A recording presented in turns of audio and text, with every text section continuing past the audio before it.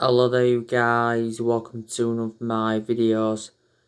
Going to be giving you my reaction to Ole Gunnar Solskjaer's press conference ahead of our game against Manchester City. I'll give you the questions that I was asked and I'll give you his responses to them questions. So let's go through it.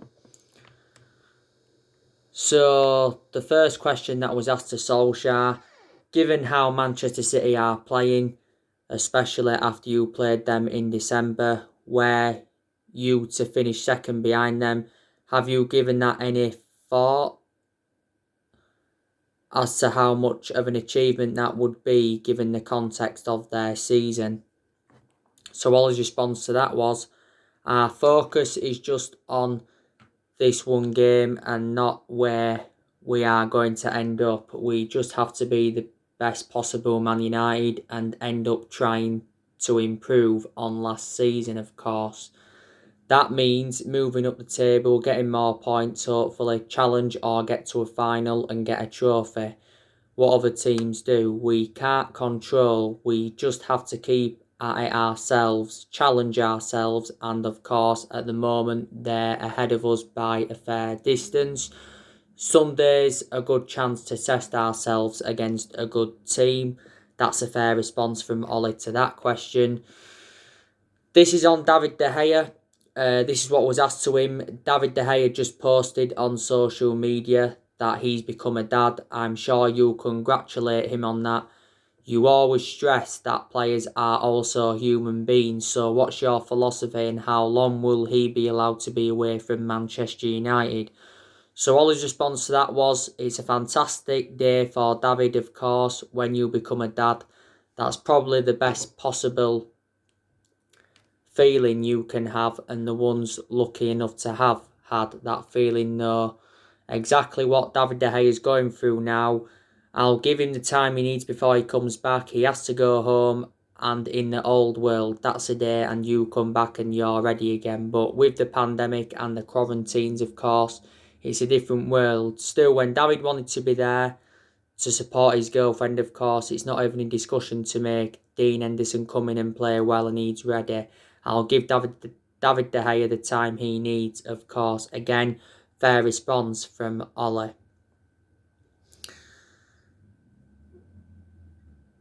There's actually been reports saying that David de Gea could be out for a month due to personal reasons.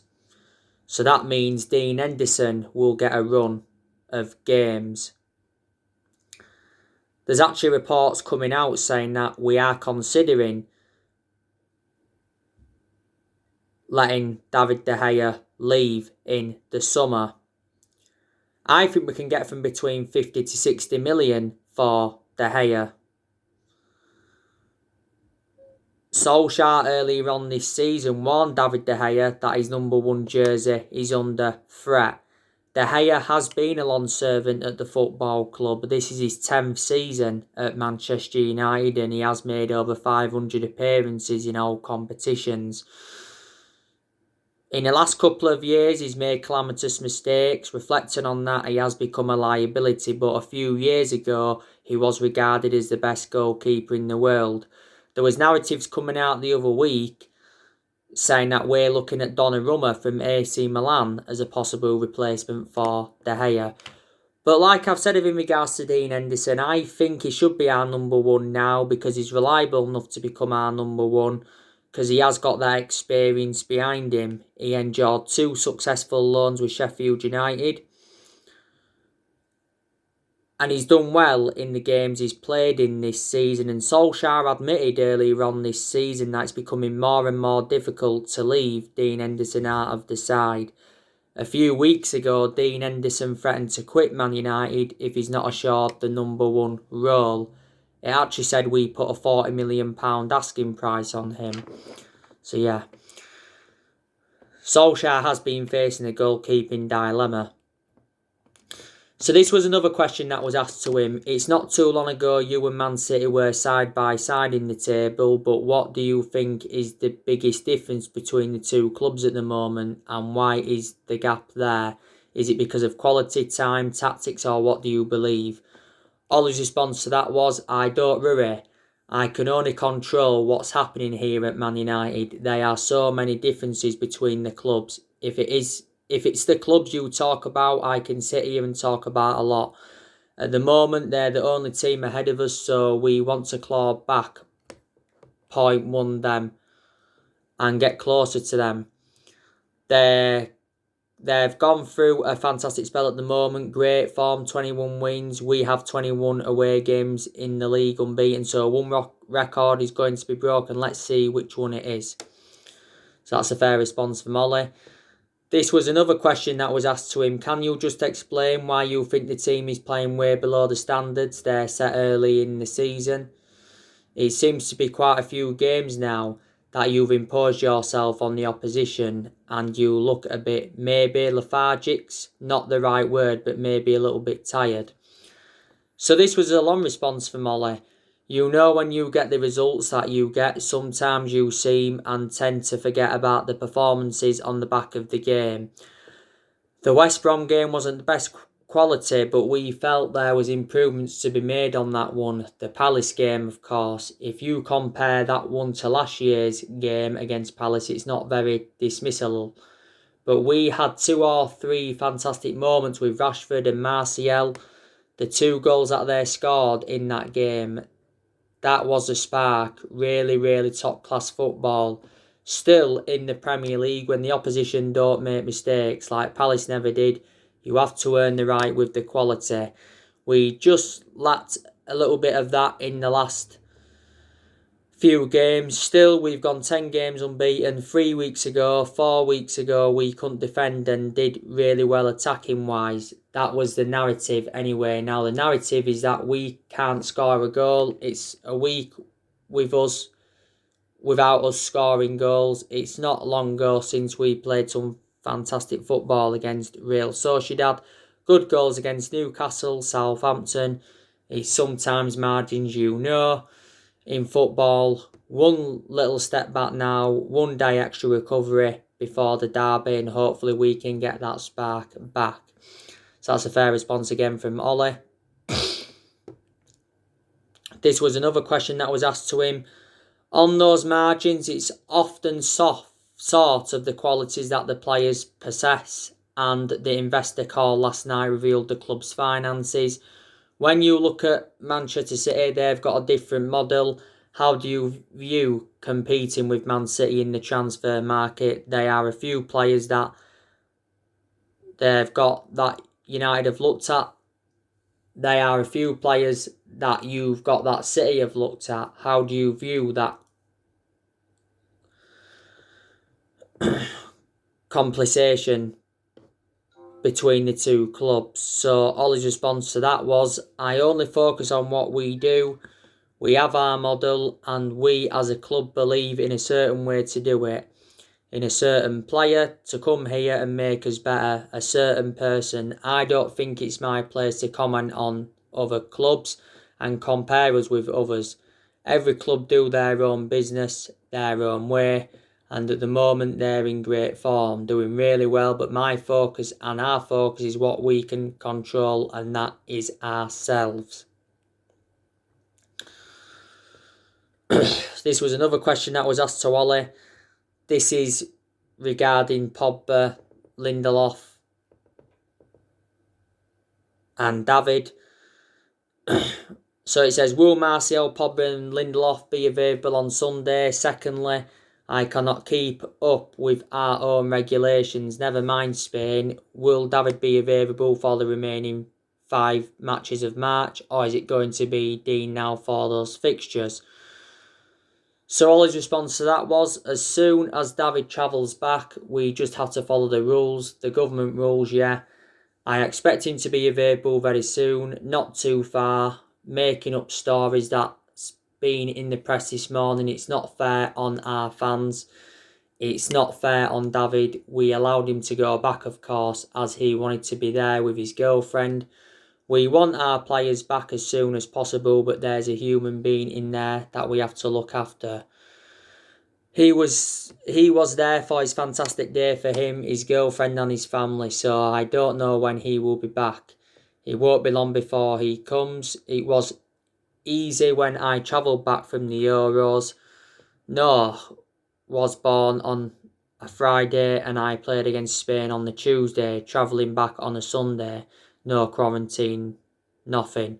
The world's a different place, but still this is the biggest occasion in any parent's life. So of course we allowed him to go. Dean did well against Palace and I'm sure he's looking forward to the City game. He had the experience already this season in the Carabao Cup. That will stand him in good stead.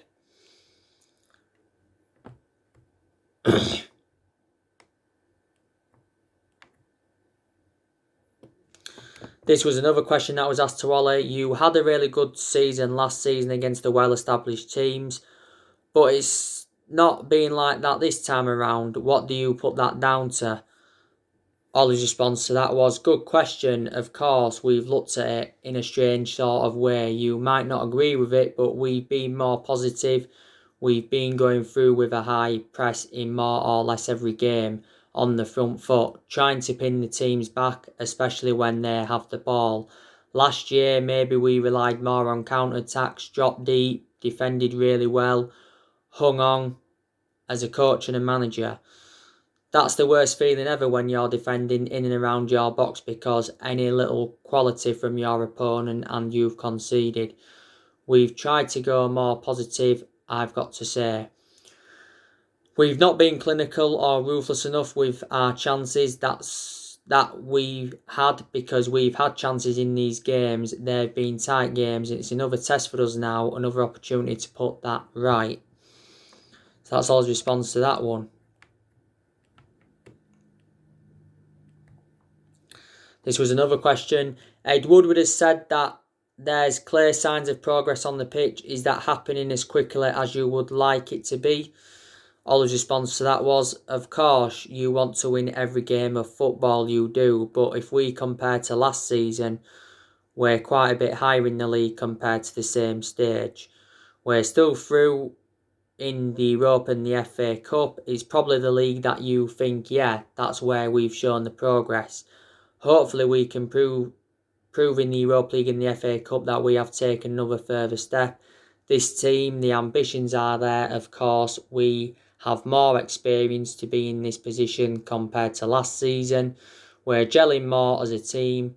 They're fitter, but at the moment we look short term, and that's Sunday to get back to creating chances, taking them and scoring goals again.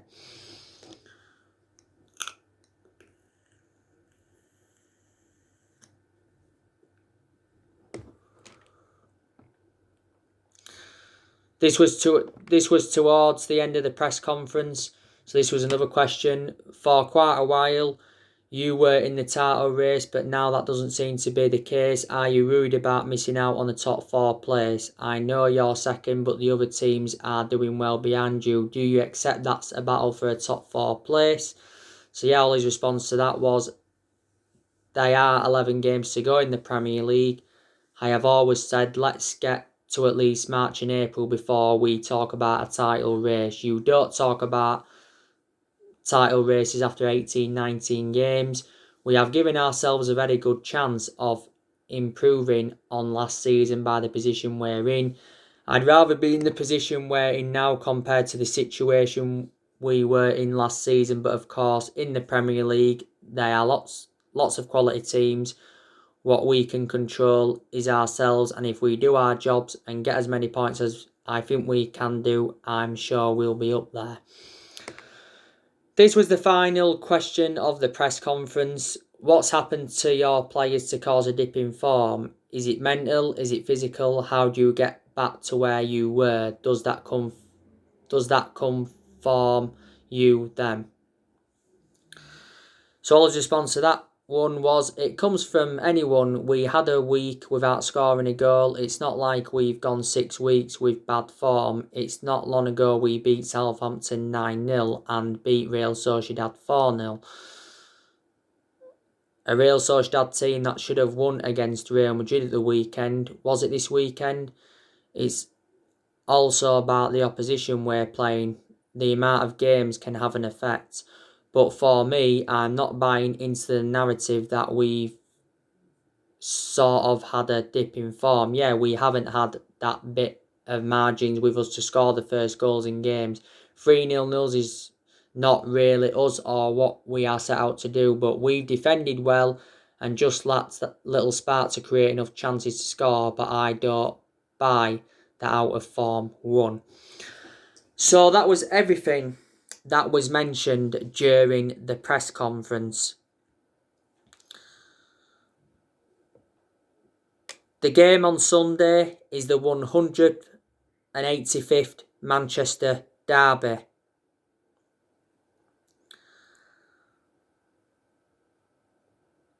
It's going to be the third time we'll be playing Man City this season, because we've already played them twice this season. We drew 0-0 with them in the Premier League at Old Trafford, and we lost to them 2-0 in the EFL Cup semi-final. We did actually beat City 3 times out of the 4 times we played them last season. We're beating them 2-1 at the Etihad. We're beating them 2-0 at Old Trafford. That was the last game where we had fans. And we're beating them 1-0 in the EFL Cup second leg. But obviously it wasn't enough because we lost the first leg 3-1.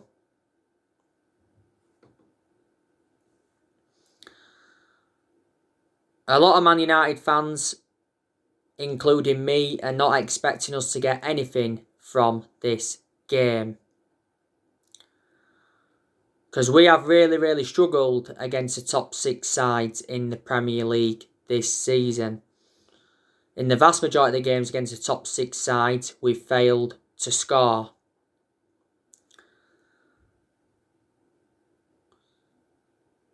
Manchester City have won 21 straight games in all competitions. They are top of the Premier League by 14 points. They are the champions elect. You know, when City win the Premier League this season, that will be their 5th Premier League title. They've won 4 Premier League titles at the moment. 2 have come under Pep Guardiola. They won 1 under Manuel Pellegrini, and they won 1 under Roberto Mancini. When they won it under Roberto Mancini, that was their first title in 44 years. Pep Guardiola has won a few trophies at Man City, not only 2 Premier League titles. You know, City have won the EFL Cup for the last 3 seasons in a row. They're in this season's EFL Cup final. They do play Tottenham. I'm expecting Man City to win that. And City have also won the FA Cup.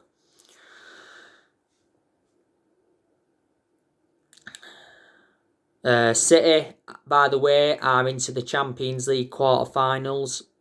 The Champions League is Man City's priority because they've obviously never won the Champions League. A few years ago, City won the domestic treble. So they replicated what we did back in 1999. I think that was actually the season where Man City finished on 100 points. Pep Guardiola is regarded as one of the best managers in the world. He's been City manager since 2016. Earlier on this season, he signed a new 2-year contract with Man City. You know, City have got a very good team.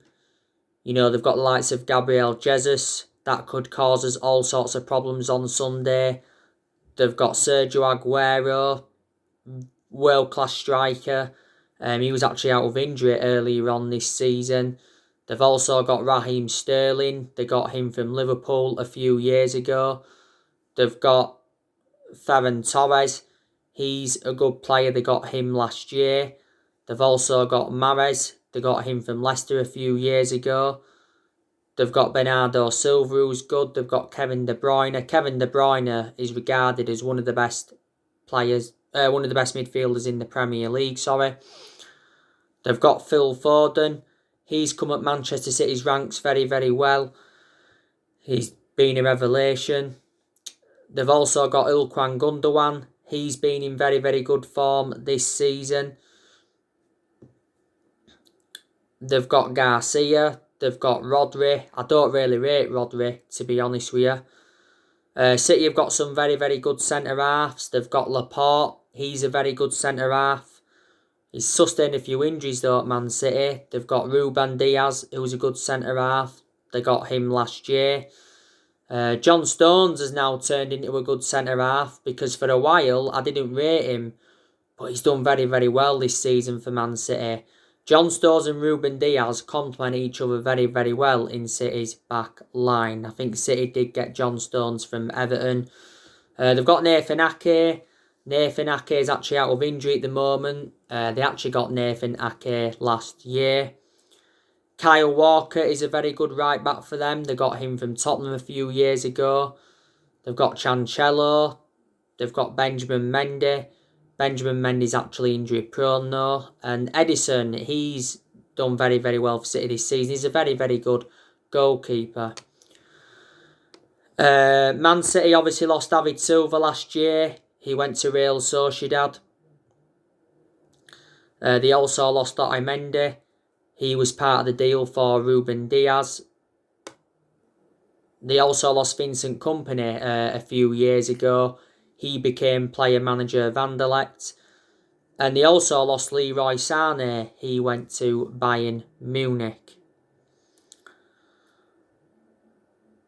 But honestly, City could win the treble this season. They could even win the quadruple.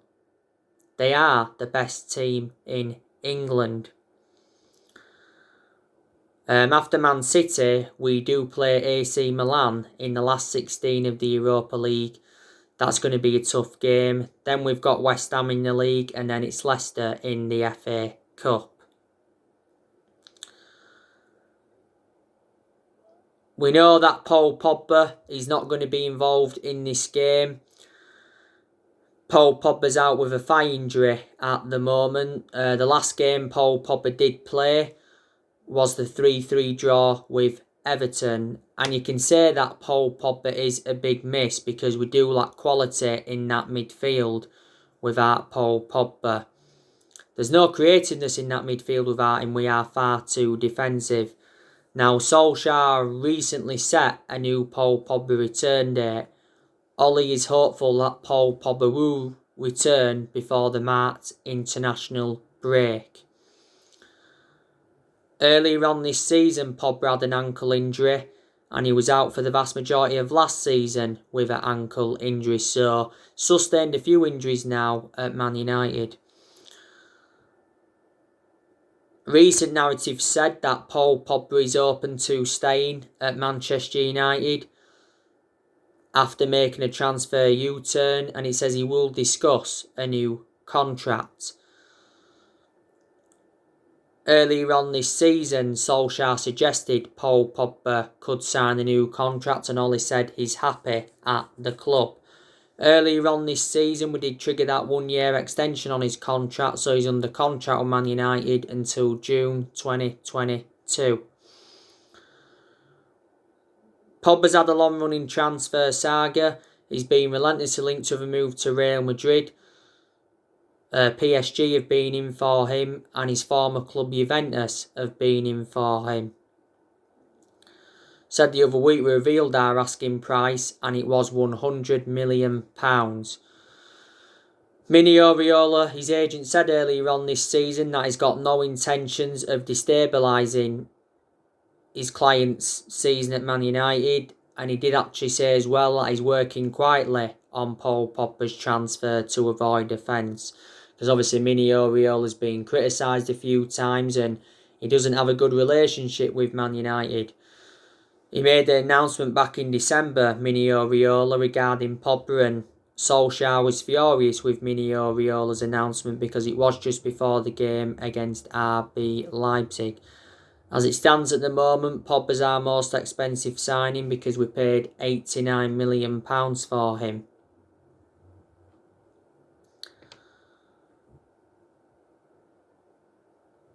This is Pogba's 5th season at the football club since he rejoined.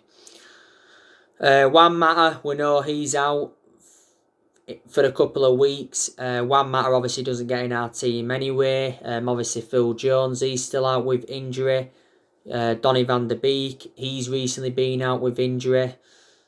Donny van de Beek seldom plays anyway. Van de Beek has played nowhere near as much as I expected. But this game against Man City is a must-win game for us because we want to finish in the top 4 this season.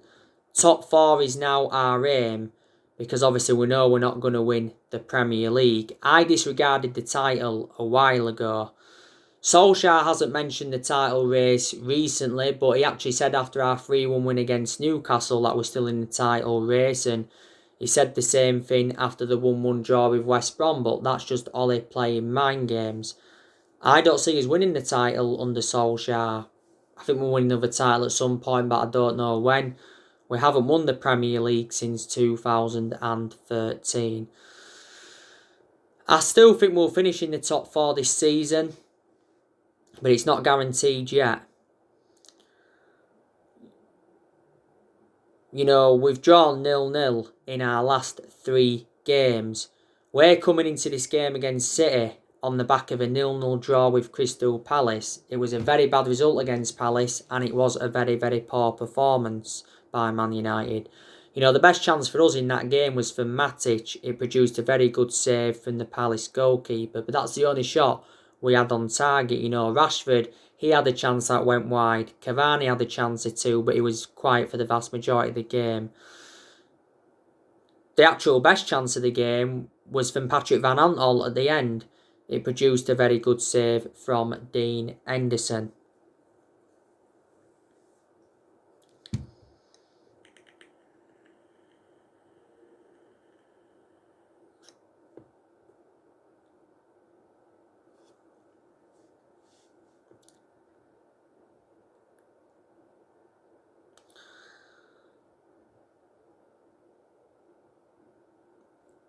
You saw my video I did earlier on today. The board back Ole Gunnar Solskjaer. Woodward says he's seen progress this season. Our net debt has risen up to 455.5 mil.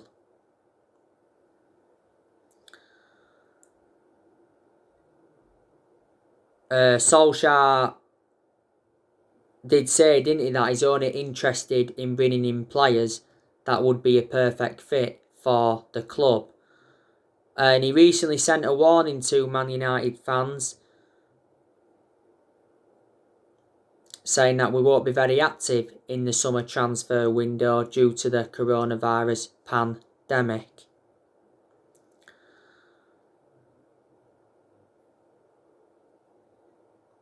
I think a new contract is incoming for Solskjaer, to be honest with you. I think we'll probably give him a new contract at the end of the season. The last time I read up regarding a contract, he said Solskjaer's future is in doubt because he admitted that nobody spoke to him over a new contract. But he said we'll wait until the end of the season to begin contract talks. Ole is into the final 18 months of his current contract at Man United.